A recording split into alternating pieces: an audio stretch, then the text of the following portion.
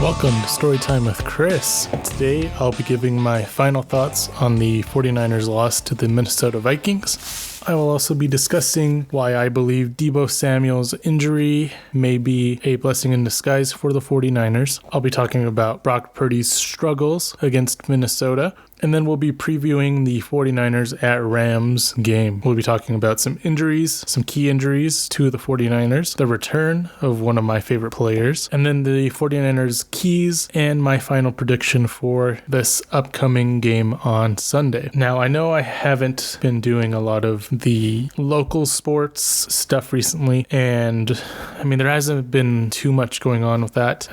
The Utah Hockey Club had their media day the other day. I haven't had a chance to check that out, but I'm thinking during the football season I don't know if I'm going to be focusing on the local sports as much. I may do them, on the last Saturday of the month or something. I'm still not entirely sure what my plan is with that. So if you are looking for local sports, I do apologize, but I am going to get back to that eventually. I'm also working on updating the visual aspects of the podcast. So if you're on YouTube, my goal is to have weekly topics listed, it might be in the description or on the video itself, so that you can skip to any parts that interest you the most. The way I record these episodes, some information kind of gets a little bit old, like, for example, the 49ers versus Vikings reaction. That game was on Sunday. It is currently Friday. So I know some people may be interested in that. Some people may not. So my goal is to have sort of timestamps where you can skip to certain topics that may interest you the most. And so look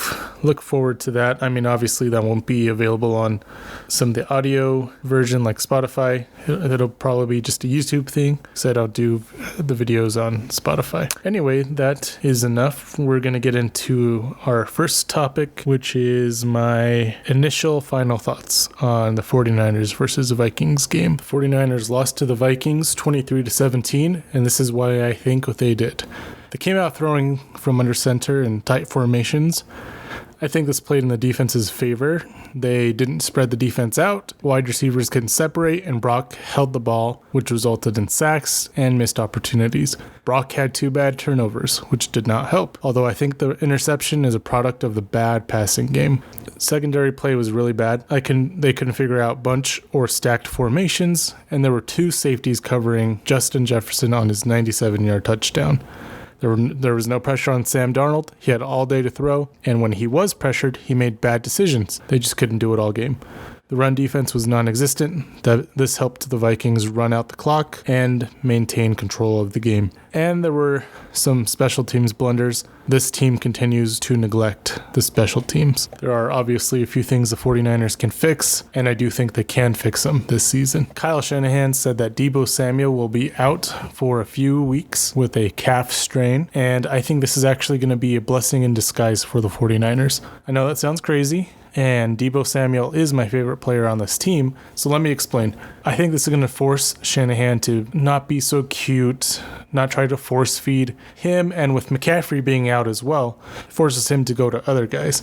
And I think that's what this team needs, because in the Super Bowl, in other games, in important games, that's what Shanahan does. And he needs to learn that he can win without these all-pro guys, because he has a quarterback who's capable of doing it without them. I'm a big Brock Purdy believer, and I think that he has guys around him who aren't all pros, who aren't these major names, and he can go out and do things without them. And Shanahan needs to figure that out, figure out a passing game that isn't super basic. It's not the same concepts over and over. Like I said last week, this might give him the opportunity to run some more things out of the shotgun, spread defenses out, and let Brock go to work. So obviously this would be a little bit easier to do with Deebo Samuel. He's a critical part of this game. He had a great game against Minnesota. He had a good game against the Jets. But this stretch of games coming up should be relatively favorable for the 49ers. And this is the time of year to learn about the guys behind the All-Pros. I guess we'll see if Shanahan is up to the challenge. I know I've said this before on this podcast. So if you're new here, the way I record these episodes is I record, a segment here and there throughout the week. So I don't just sit sit down and do one long recording session. Usually I record, my reaction to a game a day or two after the game has happened, and then any additional analysis that I have about that game later on in the week, after I've had a chance to watch guys break down film, things like that. So keep that in mind when during this next little snippet, and disregard everything I just said about disregard a lot of what I said about the 49ers versus Vikings game, because my opinion has changed. So here we go. My final thoughts on the 49ers loss to the Vikings have changed. When I first made that clip, I had only watched the broadcast version of the game. I hadn't looked at any film breakdowns or the All-22 or anything like that. So it looked to me like Brock was holding the ball for a long time because his receivers weren't getting open. But his receivers were getting open, and Brock was turning down a lot of looks. I think this Brian Flores defense really got to Brock, confused him a little bit, and that caused him to just doubt himself a little bit, and he wasn't sure what he was looking at. I still think Brock is a really, really good quarterback, and this defense would have confused a lot of quarterbacks. I mean, we'll see this week how that defense does against CJ Stroud, but I think Brock will bounce back. It was just a bad game. He's still a really high-level quarterback, and we'll see what he can do without Deebo and McCaffrey.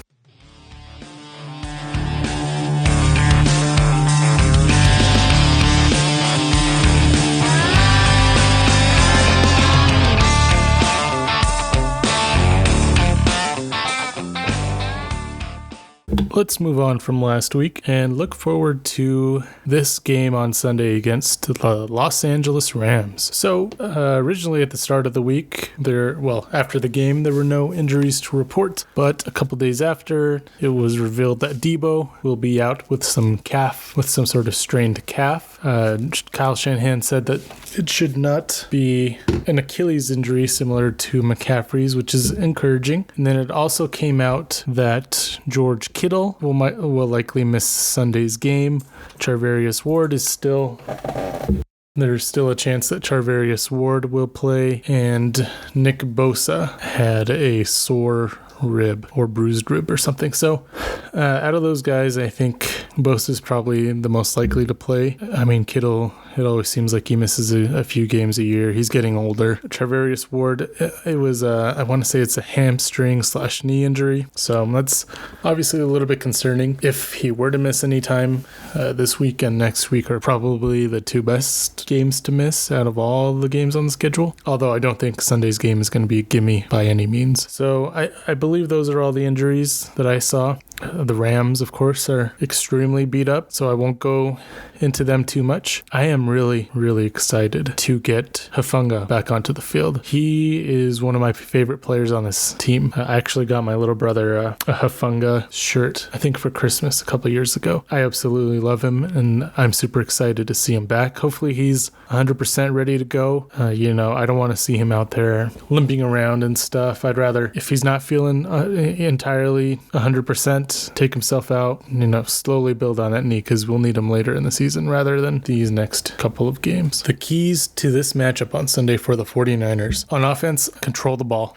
Maintain a good run game. Start using other running backs other than Mason. Don't run him into the ground. Help Brock regain his confidence. Last week, he went against a crazy defense. This defense isn't nearly as complex as the Vikings. And don't do the Jimmy G thing. Let him go out there and rip it. I'll talk about this more in a little bit. On defense, Stafford and Williams are the biggest threats. You've got to slow down the run game, and you've got to get pressure on Matthew Stafford. Don't give him any easy throws. He can make any throw at any angle, so make him have to work for it. Last week they showed the secondary showed some struggles with covering bunch/stacked receivers. Sean McVay is a very smart coach. I can see it, and they run a lot of what the 49ers have run, so I want to see some improvement there when it comes to covering bunch and stacked receivers, and some overall team keys. The Rams are desperate. An 0-3 start would be disastrous for them and almost impossible to make the playoffs. Watch for some ultra aggressiveness, trick plays, fake punts,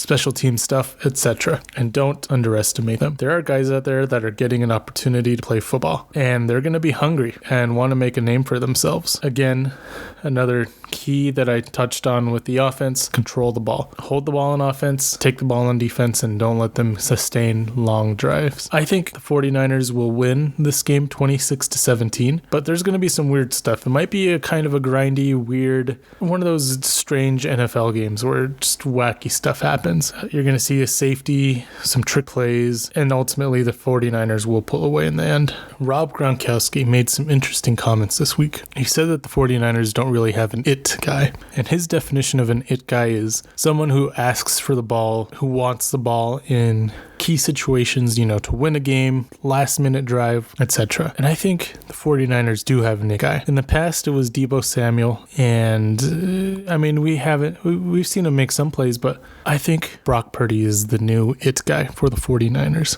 Last year, we saw him against Cleveland drive down the field, last minute drive, and get them into a position to get a game-winning field goal, which was ultimately missed. In the Super Bowl, we watched him get down to the the 10-yard line, and because of a blown assignment on the offensive line, they weren't able to finish the drive. So I think what I want to see from Kyle Shanahan is for him to empower Brock Purdy, because Brock Purdy has it. He just needs guys around him to step up, and also Kyle Shanahan's scheme is not the friendliest for quarterbacks when it comes to a traditional drop back passing game. So that's what I want to see this week against the Rams. Is I want to see Brock Purdy take over the game, because there are certain quarterbacks who can do that. Matthew Stafford is one of those quarterbacks. Josh Allen, Patrick Mahomes, some of these top guys. We watched in the Jets game last night. Aaron Rodgers didn't really take over the game, but he controlled the game. And that's what I want to see out of Brock this week, because I think he's more than capable of doing it. I think it's up to Kyle Shanahan to not be so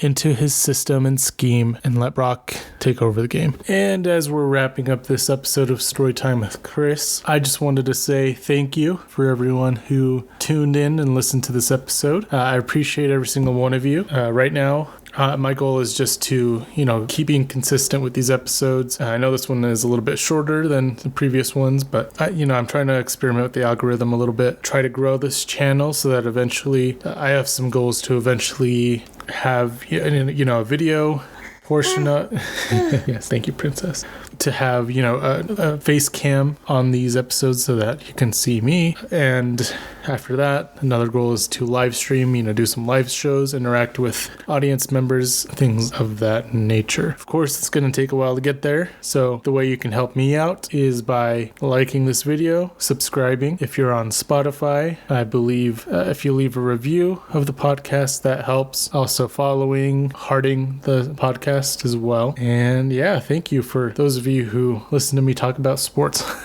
It's a little bit of a hobby of mine, and I've enjoyed doing this since I was a kid, and to be able to have my own platform is pretty cool, and I just want to keep growing it so that, I like hearing other people's opinions as well, and growing my own knowledge of football and sports in general. And like I said before, I do want to get back into the local sports a little bit. I'm not entirely sure how I'm going to do that yet. I know the hockey season and basketball are coming up, and of course RSL is still going on. So all of that and football, the 49ers are definitely my main focus and priority. That's what I'm most passionate about at this point. So that's what I'm going to do the most of, and I'll let you know what I decide to do with local sports. But anyway, thanks again for listening. This has been Storytime with Chris.